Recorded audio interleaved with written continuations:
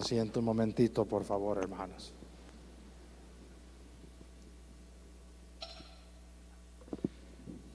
Queridos hermanos, apenas el domingo pasado el Señor nos hablaba de la centralidad que debe tener en nuestras vidas la oración, que como nos decía San Lucas mismo en el texto del domingo pasado, debe de ser perseverante, debe ser constante. Jesús los instruyó con aquella parábola de la viuda insistente para indicarles a sus discípulos y a nosotros, los discípulos de hoy, la necesidad de orar siempre y sin desfallecer. Ahora el Señor cualifica un poco más esa necesidad, ese imperativo que tiene la vida cristiana de orar siempre y sin desfallecer. Ahora el Señor nos habla de la actitud profunda que debe tener el que ora. ¿Con qué corazón, con qué espíritu, desde qué perspectiva humana se dirige a Dios aquel que le habla? Miren lo que nos dijo la primera lectura tomada del Antiguo Testamento, del libro del Siráside. La oración del humilde atraviesa los cielos. Ahí está la palabra clave de este domingo y la palabra clave del estilo, de la actitud, del clima en el que debemos orar. Humildad. Humildad es una antigua palabra que viene de humus, tierra. El Adán, que es padre de todos los hombres, creado por Dios al inicio de los tiempos, fue formado de la Adamá, en hebreo, la tierra. Así que con eso se señala que en el nombre mismo de Adán va incluida su finitud, sus límites, su existencia como criatura de Dios. No en balde, en la Edad Media Santo Tomás de Aquino definió la humildad como la virtud que nos hace capaces de reconocernos criaturas de Dios, criaturas de Dios. A menudo sin darnos cuenta nos erguimos, nos paramos espiritualmente sobre los demás y hasta nos podemos igualar con Dios, hablándole en los mismos términos, olvidando cuánto le debemos.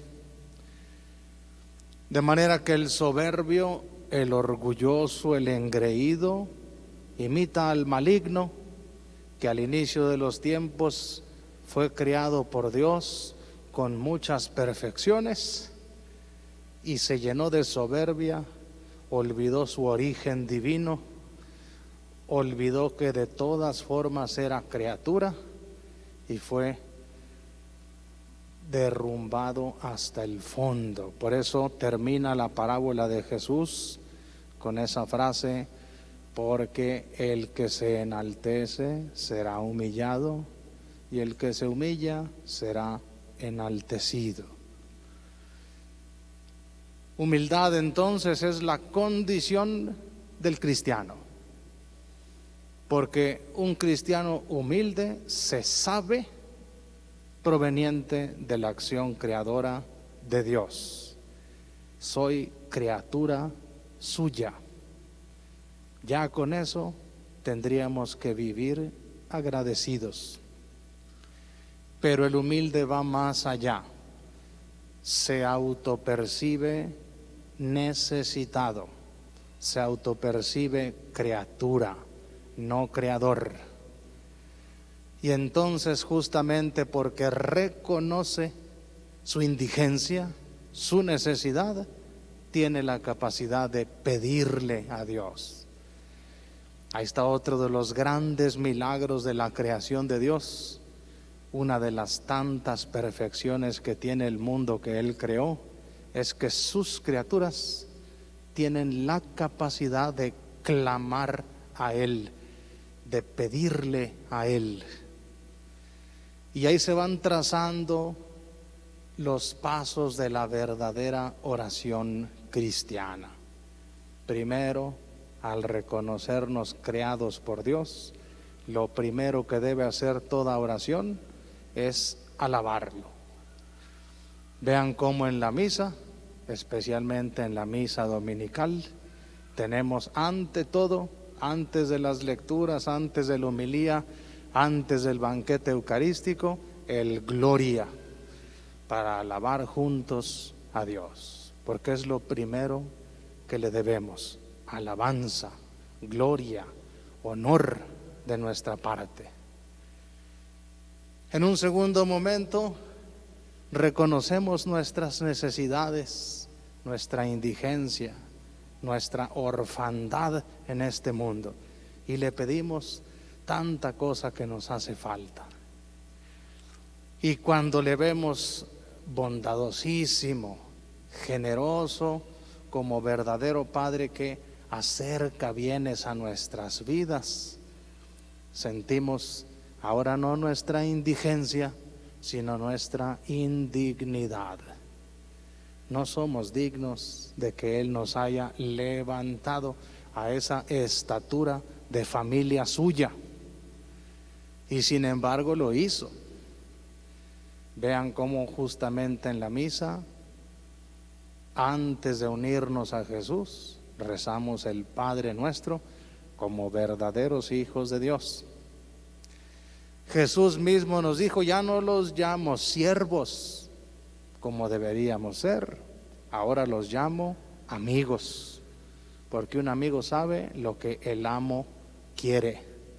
Ustedes saben qué quiero, como Dios nos dice el Señor: ustedes son mis amigos. Vean cuánto peso de amor recibe nuestro corazón, peso que no hace más que hacer lo que se arrodille ante la bondad de Dios. Por eso Jesús nos pone esta parábola, que seguramente debió haber sido una experiencia que Jesús tuvo en el templo. Subieron al templo de Jerusalén dos individuos, uno era fariseo y el otro era un cobrador de impuestos, un abusador del pueblo. El fariseo se fue hasta enfrente porque sus obras, sus acciones le hacían sentir que podía hablarse de tú a tú con Dios. Nada te debo, estoy limpio de toda culpa. Ayuno 2 veces por semana, doy continuamente limosna y sobre todo pago los diezmos y tributos de todas mis ganancias. En mí no encuentras, Señor, defecto. Te doy gracias porque no soy como los demás hombres, deshonestos, injustos, pecadores, y tampoco soy como aquel publicano. Vean qué oración más soberbia, carente de toda humildad. Ahí está un grave error: creer que nuestros méritos, aunque hayan sido miles, nos pueden igualar a Dios, cuando a Él le debemos todo. Vean qué diferente la oración, especialmente el espíritu desde el que se hace, la oración del publicano. Hasta atrás en el templo se golpeaba continuamente el pecho como verdadero dolor de los pecados y decía: Dios mío, apiádate de mí, que soy un pecador. ¿Quién fue escuchado? Nos dice Jesús: ese pecador arrepentido, y no el soberbio que se igualó con Dios. Ahí está la esencia del corazón cristiano, la humildad con la que debemos conducirnos en las cosas de Dios y respecto a Dios. Hoy celebramos el Domingo Mundial de las Misiones y eso significa obedecer al mandato de Cristo. Vayan por todo el mundo, prediquen el Evangelio a todas las criaturas.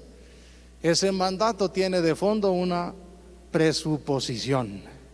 Se supone que ese mensaje que llevamos es digno de toda cultura, es salvador para todos los hombres, es comprensible por cada uno en su cultura, en su tiempo, en su momento de vida. He aquí una sola de las 1000 lecciones que te puede dar el cristianismo, y por eso urge llevarlo a todo mundo. Quien vive en ese espíritu de humildad recibe de Dios todas esas gracias, bondades, toda esa justificación.